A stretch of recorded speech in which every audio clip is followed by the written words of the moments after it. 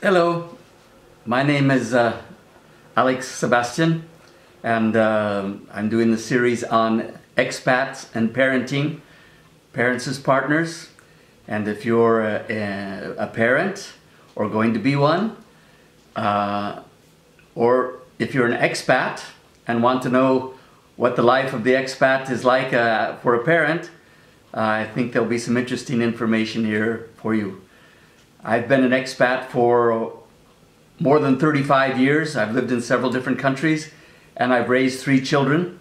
I have 1 older daughter and 2 teenagers, a boy and a girl, and most of what I'm going to be telling you is from my personal experience that my wife and I have shared here, and also my experience as an international school teacher. I've taught in several countries, and I've taught hundreds of children from grade 5 up to and past university level. So the information I'm bringing you is firsthand. I think it's relevant, and I hope it will be useful for you.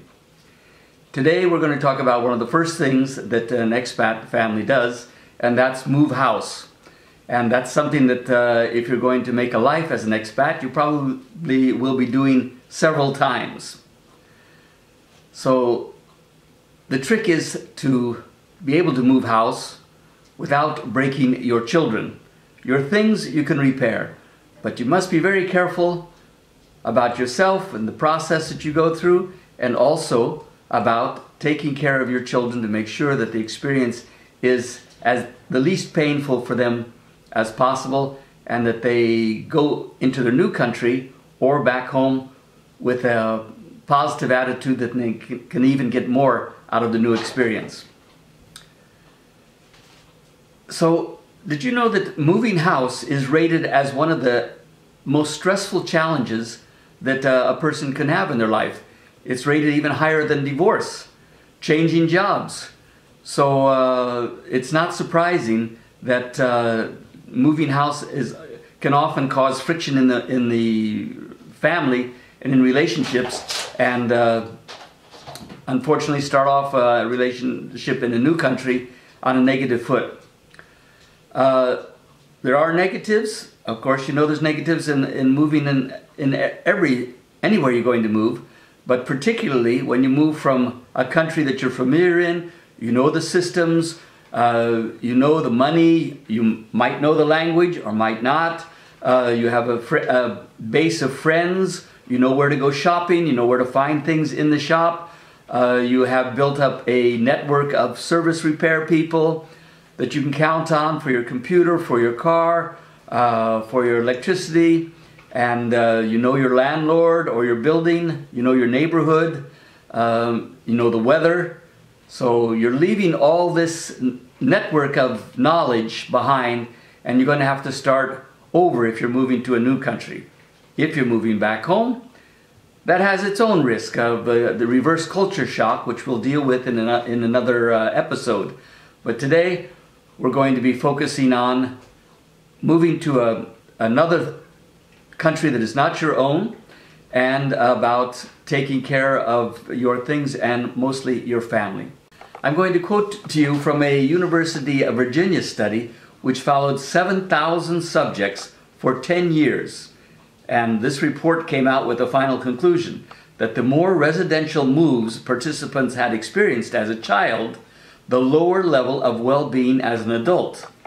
So you can understand this puts quite a responsibility on parents, that knowing that one more move can affect the well-being of the child as he grows up, not just in the new place that he moves into and his relationships there, but also carries through into his adult life.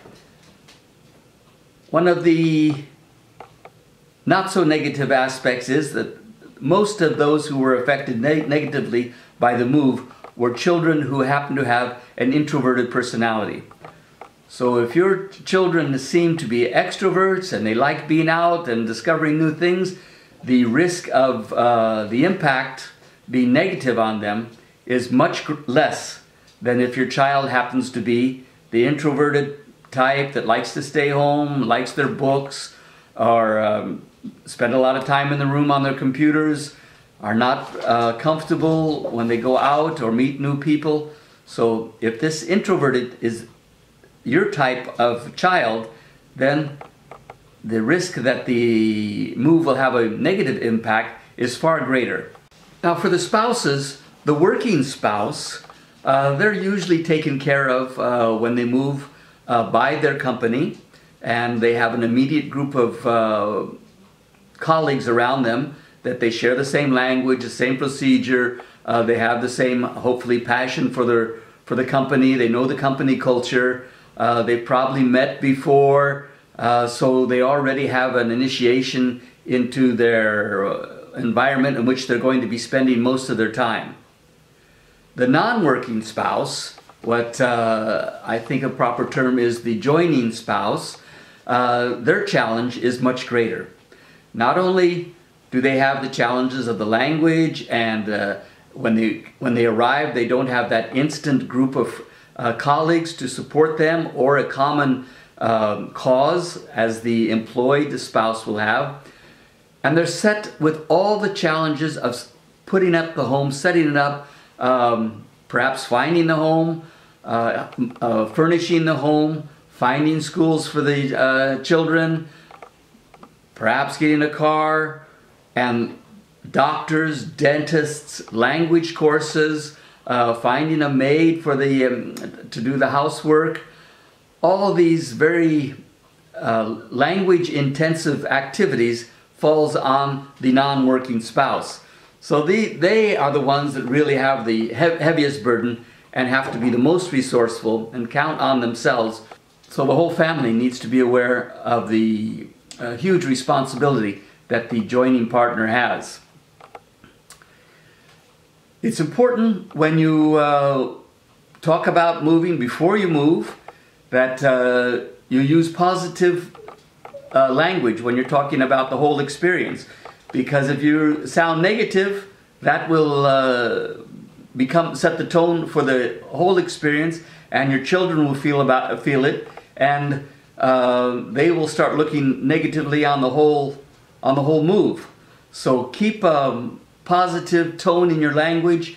Always look for the opportunities that are coming, the historical aspects of it, cultural aspects, new friends, new schools, adding to your life's curriculum vitae. Of course, around the dinner table in the evening, you're going to talk about the triumphs of the day and the bad things that happen during the day, or the inconvenient things. Try to keep that to a minimum. Everybody needs to be honest and share their experiences, but focus on the positive. If you do, you'll find more of them, and you'll create a family culture that sees the positive things and builds on the positive. So don't criticize the host country where you are now, and don't criticize the host country where you're going to be moving to. Accept it and look for the positive. What can we do to make this easier? First of all, involve your children in the move before you move.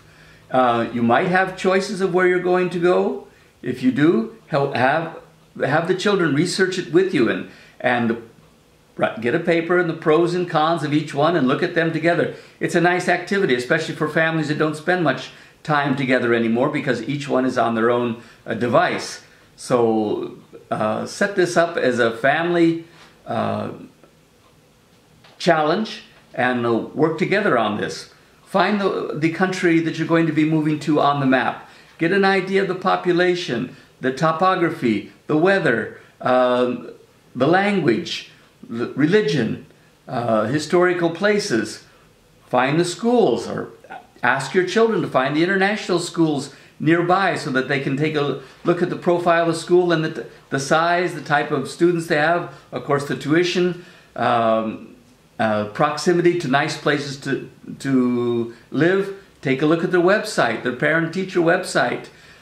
Do they have the sports activities that your children need? Do they have the special needs program that one of your children might need?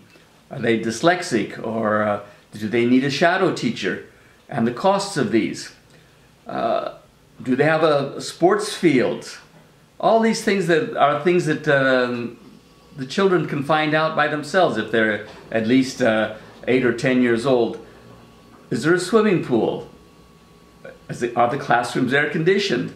Where is it located in the city? There's so many questions. And the sports that are available. After school clubs, there's so many questions that the children should research themselves if they're capable of it, to get them involved and help, so they don't feel like they're victims, so they feel like they're part of the decision. Contact the PTA, the Parent Teachers Association of the school. See if they have a website and where you can comment and ask for information from other parents, and not just take the school website as the gospel. Also, International School Review, which is a website you can find, and you can probably find parent feedback on the school there. Talk around if there is more than one international school at your destination. Of course, do your shopping, compare them. Try to get feedback from other parents. They're your best source of honest first-hand experience in the school. You could even be planning your first vacation trips. So it should be a fun thing. Check out if there's shopping centers and probably there'll be familiar fast food places that your kids like to go. And for parents too, take a look on the web and see what kind of clubs that exist there. Is there a Toastmaster club? That's a great way to make contacts, people who speak your language, and we've always found the Toastmasters very personal, friendly, helpful. Some of the people we've met have turned into our friends.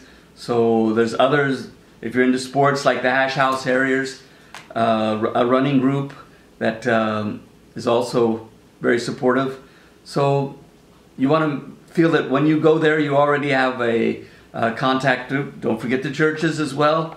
So yeah, get your work done beforehand. Of course, you're going to have to pack up all your stuff and close out your bank accounts and book the tickets, etc., etc. But leave time to say farewell for you and your children with your friends and with the place.